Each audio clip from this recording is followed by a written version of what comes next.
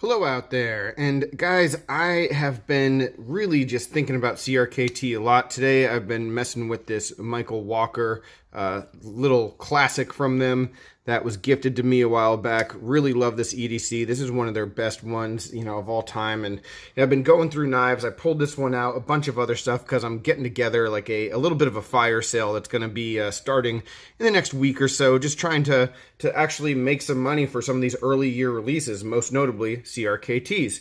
And one of the knives that I came across that I wanted to make a video about is this thing right here, because it is the weirdest and one of the crappiest CRKTs I've ever seen. But the design is really great. And I had, I've done a few videos called like odd, rare, and discontinued, where I take some of these older knives or just strange ones or ones that people might not be aware of and make a video about them and showcase some of them. And this knife was in one of those videos.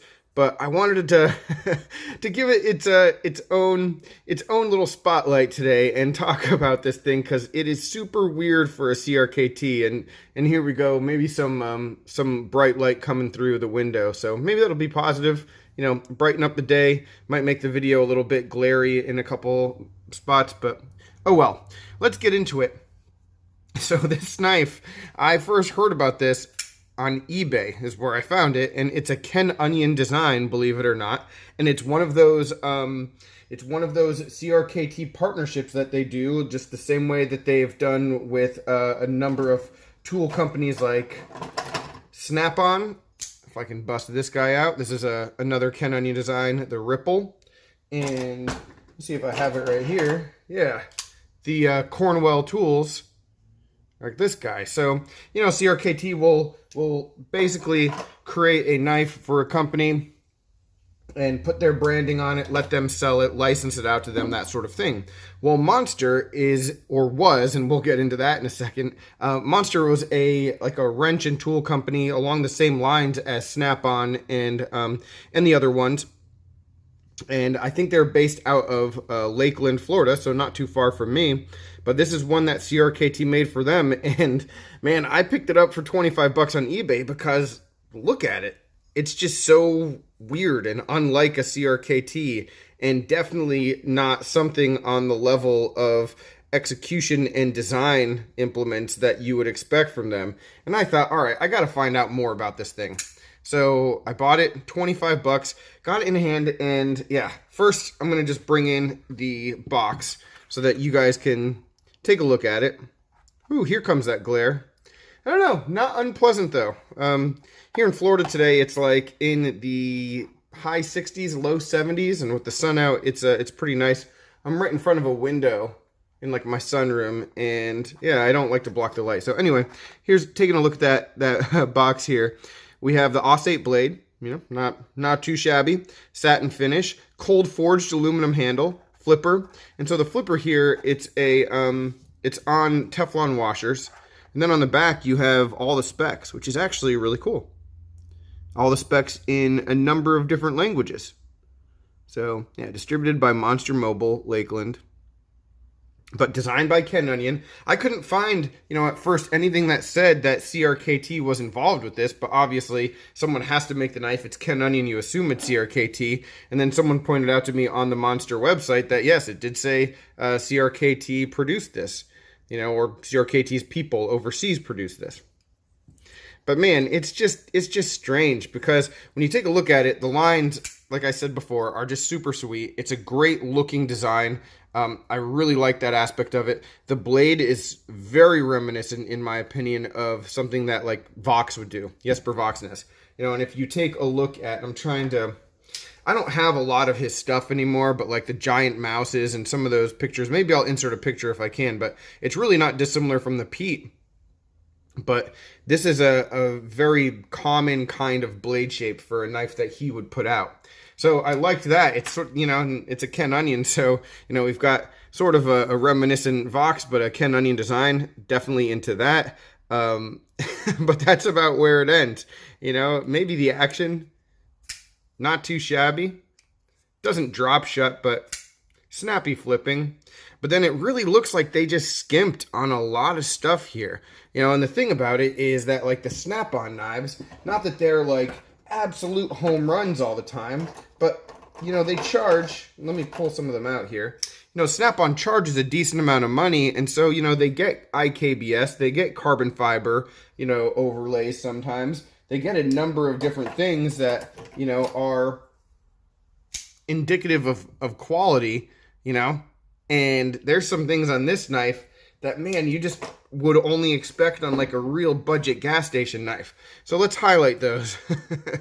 And we'll talk about the scale, which is like the big ass elephant in the room. Oh man, I've had this knife for a while. I dug it up yesterday and like I'm still just laughing about it. And maybe you can see from right here the big issue with like the finishing work. I mean, the edge just terminates just in a dead spot, a real big dead spot. So yeah, like right here, like the edge should continue to where that choil ends. Now, the good thing about this is that if I'm going to somehow incorporate this into my EDC, and I haven't decided on, woo, here comes the light. I haven't decided on if that's going to happen or not.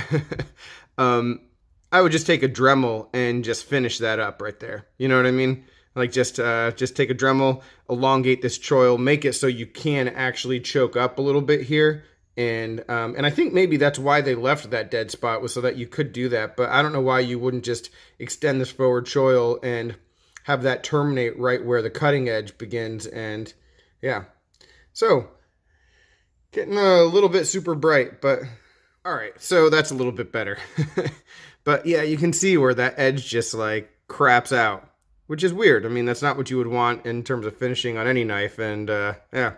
I mean, if you're CRKT producing what I think is the first and only knife for Monster that you're doing, I mean, you would think that you'd put a little bit more effort into it. And, you know, a little bit more effort into the way this frame is finished. Is just completely flat. There's just nothing to it. The pocket clip isn't horrible, but, you know, it's sort of just your standard tip down, which, I don't know, man. There's just a couple question marks here.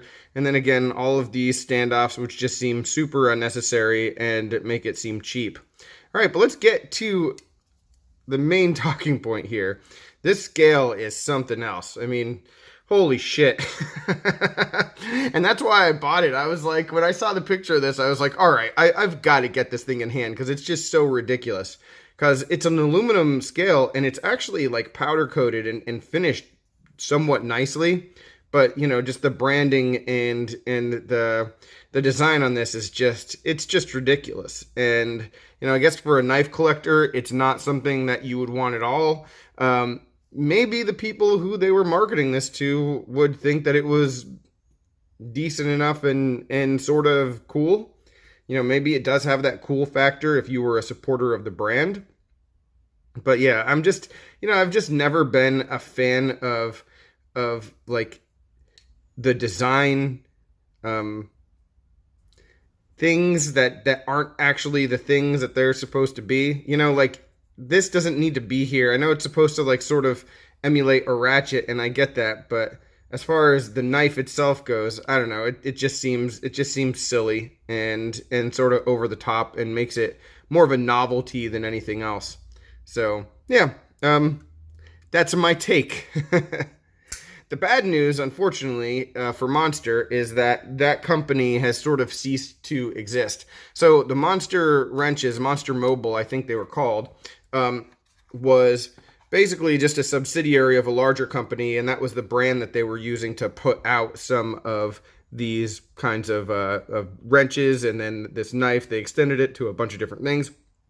Within the past few months, I guess things have come to a head with Monster Energy Drink. The rumors that I sort of followed up on in doing research for this video, because I couldn't find the website for this company anymore, is that yeah, they're gone because their colors were green and black, much like Monster Energy Drink, a little bit too similar, and so maybe there was a cease and desist. I don't know if there was a court order, but the company that was like making this brand basically just said, it's not worth it, we'll just pull back and they'll do something else. So you know, that's sort of the way that it is. I don't know if those people are all out of jobs or if they're just extending in a different way. But the name Monster's gone. The website's gone. You can still purchase some of their stuff on Amazon. You can still find this knife on eBay if you, for some reason, want it.